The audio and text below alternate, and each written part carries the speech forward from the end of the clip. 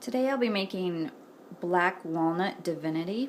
Black walnut is a nut that's different than a regular walnut, and it has a very strong walnut flavor to it. If you haven't ever tried black walnut, I would strongly suggest it. So this time I'm going to make a divinity and put the black walnuts in it. The ingredients that you'll need for this is 2 cups of sugar. As you can see, I usually keep vanilla beans in my sugar all the time, and it gets a light vanilla flavor to my sugar. Sometimes you can notice it when I'm baking cakes and other stuff, but it's just always a lovely added flavor. We'll also need half a cup of light corn syrup, half a cup of water, 1/4 teaspoon of salt, 2 egg whites, 1 teaspoon of vanilla, and then 1 cup of the black walnuts. And I just happen to have a pretty generous cup of the black walnuts. The equipment that you'll need for the Black Walnut Divinity is a small saucepan with a candy thermometer, because we're going to be boiling to about hard boil stage. And on my candy thermometer in particular, it's marked. And then some sheets of aluminum foil, because you're going to be dropping the divinity onto the aluminum foil later. And then I use a stand mixer. It's much easier to use a stand mixer, but you can use a hand beater as well.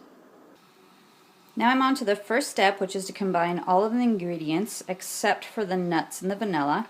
And I'm going to stir constantly, bringing it to a boil. Once it reaches a boil, I'm going to stop stirring and then let it reach hard ball consistency in the candy thermometer, which is 260 degrees. As you can see, I changed saucepans because my pan was not deep enough and the candy thermometer wasn't quite touching. As you can see, I think the sugar is melted and I'm just about getting to a boil. I'm at a soft boil now, and pretty soon I can stop stirring and then just sit back. Don't want the sugar to get too brown. While the sugar mixture is boiling and we're just about getting ready to the hard ball stage, I'm going to go ahead and work forward. I've got my stand mixer out here, and I've got egg whites in there, and I'm going to go ahead and start beating the egg whites until they get stiff. And then that'll be about the time that the sugar is ready for incorporation.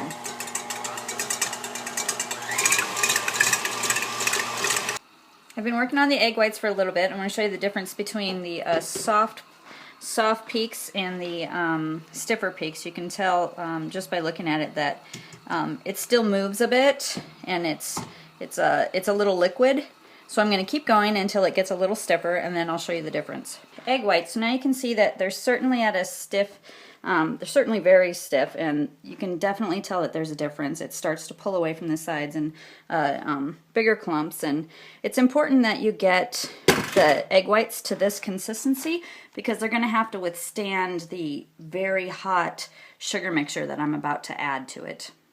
As you can see, we've reached hard ball temperature, which is 260 degrees Fahrenheit. So I'm going to go ahead and kill the heat, take it off of heat, let it stop boiling here vigorously. And here we go. Ever so slowly add the sugar mixture to the egg whites until they get incorporated.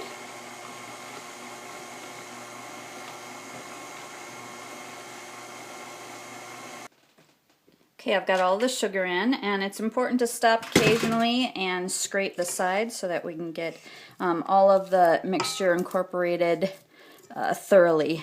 And then keep beating. I'll show you the progress as we go. Here I'm still beating. I've stopped to scrape the sides. You can see that it's still a little bit glossy, and I'm going to continue beating until it's not so glossy anymore.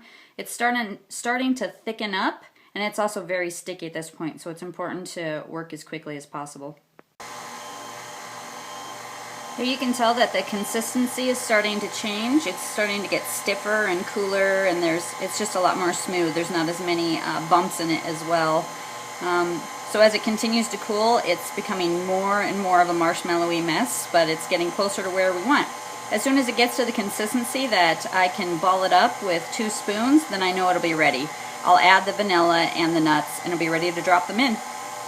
I'm scraping the bowl, and I want to show you how it's still too hot right now. The fact that it's runny means that if I form it in a ball, it won't hold shape. So I gotta keep beating it until it cools down some more.